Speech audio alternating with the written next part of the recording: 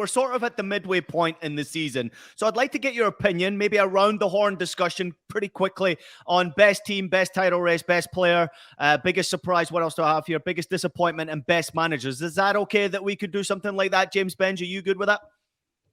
No, but let's do it. All right, let's start with best team. I'll start off. What I'll do, I'll give you the topic. I want you to give me your name, no response, nothing other than just the name. Michael Lahoud, then Jonathan. I want you to go in that order, please, and then we'll have a quick discussion about each subject. We'll start with best team, James Bench, across all of Europe's top 5 leagues. I'm cheating already. Napoli and Arsenal. No, you can only choose one. Napoli. Nice choice as well. I like the non-biased nature, Mr. Bench. I'm going to go the Germans, Bayern Munich. That's interesting. I'm trying to avoid repeat picks, and I think it could be one of Union Berlin or Freiburg in terms of Germany. I'm going to go for Lens in France. I like that, JJ. I'm going to go for Napoli just because they've blown us all away there. Let's discuss it real quickly. So Napoli obviously have done us proud with what they've done in Champions League and also what they've done in Serie A. But let's discuss some of the unusual picks here. Let's start with you, JJ, because Lens, obviously we don't talk a lot about them. We talk about PSG pretty much most of the time when we discuss about what's happening in French football. But real quickly, what are they doing that are surprising you to make them be your pick this week?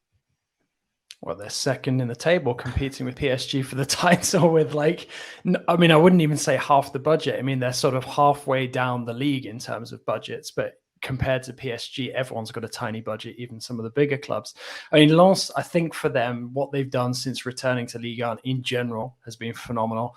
But what they're doing at the moment, this is like a continuation of the really impressive work that they've done in those 2 seasons since getting back to the top flight. They've missed out on Europe just by a fraction in both of the last 2 seasons, consecutive 7th place finishes. But if you look at what they're doing relative to the money that they spend on the transfer market, the way that they perform as a team as well, which Mike Lahoud can attest to, having seen it up close against Marseille recently. Yep. I mean, I know I keep banging the drum about them, but it is really, really impressive to see them up there in second at the moment. Sure, we can have an argument about how some of the bigger teams, the Lyons, the Marseilles, maybe even the Monacos, should be a bit higher up and perhaps putting a bit more pressure on PSG. But to have Lens up there within 5 points of PSG is huge. It's huge for Ligue 1 and it's huge for them as well. And they are a big club with, a really loyal fan base. They make a fantastic amount of noise, whether they're at home, whether they're away, bring a lot of color, to the domestic game. And I can only cross my fingers and hope that they manage to make it back into Europe for next season, because I think that they would be a phenomenal addition to the continental menu. JJ, having seen them in person at the Velodrome, I was really amazed at how solid they are, but every team has heroes in it. Who are some of the standout players for this Lens team? I mean, I think it's very difficult to look beyond Seko Fofana on the pitch. Obviously, he's been a big part of their progress over the last couple of years since they returned to Ligue 1. He joined from Udinese. They hadn't really, sort of hit the heights that many expected because, he was on Man City's books for a while, a player with a massive amount of talent. So when people look at the best performers on the pitch, you've got him, you've got Jonathan Klaus, who obviously was playing for Marseille when you saw him, but was a big part of Lens' success story in their first couple of seasons back in Ligue 1. But I think the real hero in all of this is Francaise, the coach. I think he's done a phenomenal job. Let's bear in mind that he was appointed after Montagnier was moved out, basically oversaw 2 games, which they managed to get themselves into the promotion places. With the early cancellation of the season because of COVID, they then go up. But instead of, just sort of, maybe sort of having like a middling experience in Ligue 1, he suddenly led them to the verge of competing for Europe. And this is somebody who was coaching the reserve team before he took over at senior level as well. So I think Francaise deserves massive credit. I fancy him to sort of be the next big sort of managerial thing coming out of France after Christophe Galtier. And obviously, it's not all about Ez. You've got a really, really good setup at that club. Very impressive. They've just lost head of recruitment, Florent Gisolfi, to Nice, but they've moved well to a point from within. And I think, as a whole, they are just a very, very well-run organization, making the most of, what is quite a limited budget. I wouldn't say it's shoestring, but it's not as big as some of the other bigger names games in Ligue 1. And I think there are a number of unsung heroes, but certainly Ez is somebody you are going to be hearing about a lot more in the next couple of years. When we decided to do this, I never thought we were doing bedtime stories with Jonathan Johnson about lawns here. Thanks Can we very punish much. JJ we need to punish him by taking Ligue 1 off the running order, surely. If no Ligue 1, no Aston Villa, it's all off. I take the blame. I shouldn't have All right. asked. We're moving on. Thank you, Michael Hood, for the question there, but a terrific response there. Only lost one game and only conceded 9 goals. Very impressive. We're going to move a lot faster through this one. Best title race, James Bench. Let's go. The Netherlands. PSV. Crazy. Ajax by a point. Feyenoord 3 points behind with a game in hand. Some good stuff going to be happening there after the World Cup break. I was tempted to go the Sierra Leone Premier League, but we don't do that on this show. So I'm going to go with the obvious one, the English Premier League. Love what the Arsenal are doing. Going to touch on them more. That Battle of Manchester City is going to be one to watch throughout the rest of the season. Jay. You know what? I've enjoyed the German one so far with some of those underrated names up there. So I'm going to go for the Bundesliga for now. Not that I expect it to remain a title race for much longer. Yeah, I'm going for Serie A, and even though Napoli have gone and got this big lead, I still think that title race is not over yet. And there was a great question coming in from Letitia earlier on to you, James. She was asking, how far do you think Napoli can go in Serie A? Real quickly, how far can they go? Can they win it? Well, yeah, I don't think any team that's had this much of a margin at the start of the season hasn't won Serie A. I think that they're going to win it. Yeah. All right, God, let's move on. Right. Let's move on to best player here. James, we'll begin with you. This guy Erling Haaland's quite good. Never heard of him. Mike? You stole my obvious choice. I'm going to go Victor Osimhen.